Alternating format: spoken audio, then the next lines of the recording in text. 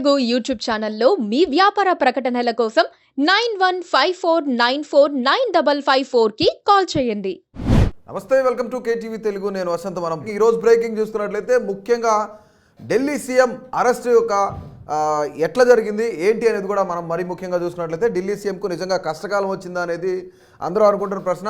ఆధారాలతో సహా ఈడీ అయితే అనేక నాటకీయ పరిణామాల మధ్య ఢిల్లీ సీఎం కేజ్రీవాల్ను అదుపులోకి తీసుకున్న పరిస్థితి కూడా ఉంది. ఇక్కడ ఈడీ ఇంతకుముందు 9 సార్లు ఛార్జ్షీట్ ఇచ్చినా సరే ఇంతవరకు ఆయన విచారణకు హాజరు కాకపోవడంతో, అలాగే ఢిల్లీ హైకోర్టు ఎవరైతే ఉన్నారో ఢిల్లీ హైకోర్టుకు సంబంధించి ఆయనకు రక్షణ కల్పించాల్సిందిగా కేజ్రీవాల్ కోరినట్లు తెలుస్తుంది. కేజ్రీవాల్ యొక్క ఏదైతే ఆయన కోరారో దానికి సంబంధించి రక్షణ కోరారో దానికి సంబంధించి కోర్టు కూడా నిరాకరించడంతో ఇమీడియట్గా 2 గంటల వ్యవధిలోనే ఢిల్లీ సీఎం కేజ్రీవాల్ ఇంటికి పారామిలిటరీ బలగాలు అలాగే ఢిల్లీ పోలీసులు అందరూ కూడా ఇంటిని చుట్టుముట్టి మరి దాదాపుగా ఆయనతో కొంతమేర చర్చించిన తర్వాత ఆయనకి ఛార్జ్షీట్ ఇచ్చి అరెస్ట్ చేయడం కూడా జరిగింది. ఇక 100 కోట్ల ముడుపులు అందినట్లు కూడా నిర్ధారణ బయటపడిందని చెప్పుకోవాలి. ఎందుకంటే కేజ్రీవాల్ అలాగే కవిత వ్యాపార లావాదేవీలు ఇంతవరకు కూడా వాటి వల్ల అరెస్ట్ అయిన వాళ్ళలో ఇంతవరకు కూడా బెయిల్ పొందలేని వ్యక్తి ఎవరున్నారంటే మనీష్ సిసోడియా అని కూడా చెప్పుకోవచ్చు. ఇప్పటికే అనేక సార్లు ఈయన ఒక బెయిల్ పిటిషన్లు అయితే కోర్టు తిరస్కరించిన పరిస్థితి అయితే నెలకొంది. ఇక ఇప్పుడు అరెస్ట్ అయిన కేజ్రీవాల్కి కానీ కవితకి కానీ బెయిల్ వస్తుందా అనేది అత్యంత చర్చనీయాంశంగా మారింది. నిజంగా అసలు బెయిల్ వస్తుందా రాదా అనేది కూడా ఖచ్చితంగా మీ అందరూ కూడా కమెంట్ చేయండి. అట్లాగే మనం ఇక్కడ చూసుకున్నట్లయితే కేజ్రీవాల్ విడుదల అవ్వడానికి ఎంత సమయం పడుతుంది అనేది కూడా కొంతమేర టైం పట్టే అవకాశం కూడా ఉందని చెప్పేసి ఇప్పటికే ఎవరైతే న్యాయ నిపుణులు ఉన్నారో వీళ్ళందరూ కూడా అంటున్న పరిస్థితులు అయితే నెలకొంది. ఇక కేజ్రీవాల్కి సంబంధించి కవిత దగ్గర నుంచి 100 కోట్ల ముడుపులు అందడం వల్లనే ఈ ఛార్జ్షీట్లో ఈడీ అధికారులు కూడా పేర్కొన్నారు. ముడుపులు అందడం వల్లనే అలాగే ఈ లిక్కర్ పాలసీకి సంబంధించి ఆయన్ని అరెస్ట్ చేసినట్లు కూడా తెలుస్తుంది మనకి. ఇక అత్యంత నాటకీయ పరిణామాల మధ్య ఢిల్లీ లిక్కర్ స్కామ్ కేసులో ఎవరైతే ముఖ్యమంత్రి అరవింద్ కేజ్రీవాల్ని అయితే ఈడీ అధికారులు అరెస్ట్ చేయడం కూడా జరిగింది. ఆయనకి సంబంధించి రక్షణ కల్పించేందుకు కోర్టు కూడా నిరాకరించింది. సో దాంతో ఎప్పుడైతే నిరాకరించిందో కోర్టు ఈ తంతంతో జరిగిందో దాని 2 గంటల వ్యవధిలోనే ఢిల్లీ సీఎం ఇంటికి పారామిలిటరీ బలగాలు వచ్చి ఆయన ప్రశ్నించి అరెస్ట్ చేసిన పరిస్థితి కూడా ఉంది.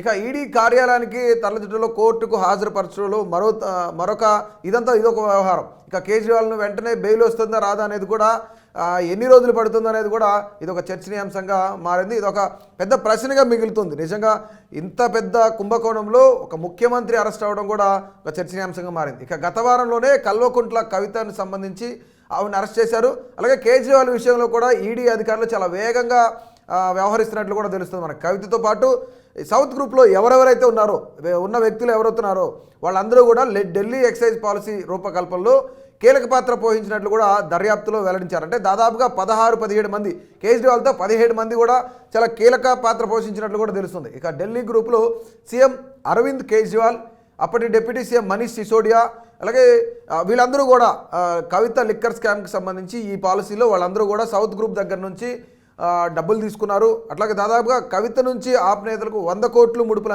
అందినట్లు కూడా మనకి ఇక తెలుస్తుంది అనమాట. ఇక సిబిఐ గుర్తించి వీటన్నిటిని కూడా ఈ తంతులన్నింటినీ కూడాను సిబిఐ గుర్తించిన పరిస్థితి అయితే నెలకొంది. ఇక ఈ నెల 23 వరకు కూడా కస్టడీలో కవిత అయితే ఖచ్చితంగా ఉండే అవకాశం ఉంది. అలాగే కేజ్రీవాల్ అంటే ఇక్కడ ఇంకొక కొసమెరిపి ఏంటంటే కేజ్రీవాల్ను కవితను ఇద్దరిని ఒకే దగ్గర కూర్చోబెట్టి ప్రశ్నించే అవకాశం కూడా ఉన్నట్లు కూడా తెలుస్తుంది మనకి.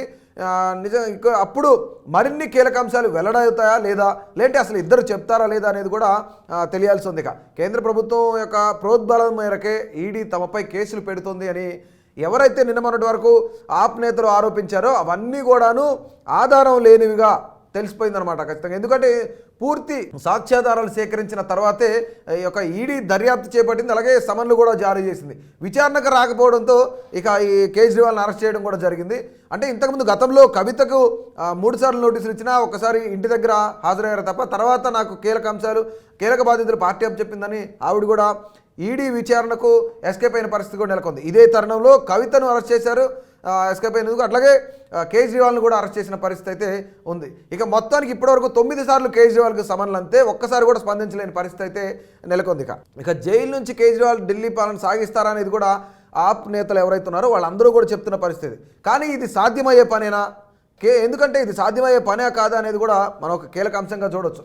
ఇక ఇంతకు మించి మరో వ్యవహారం ఏంటంటే చాలామందికి బెయిల్ వచ్చినా ఇంతవరకు మనీష్ సిసోడియాకి అయితే బెయిల్ రాలేదు. ఆయన ఎన్నిసార్లు బెయిల్ పిటిషన్ వేస్తూ ఉన్నా సరే కోర్టు కొట్టేయడం జరుగుతుంది. ఇంకా ఆయన జైల్లోనే ఉన్నారు. ఇక కేజ్రీవాల్ అలాగే కవిత వీళ్ళిద్దరు పరిస్థితి ఏంటనేది కూడా చాలా పెద్ద ప్రశ్నగా మనకి ఇక్కడ తెలుస్తుంది. ఇక ఈడీ వరుస ఛార్జ్ షీట్లతో అనేక అంశాలను ప్రస్తావిస్తుంది కూడా.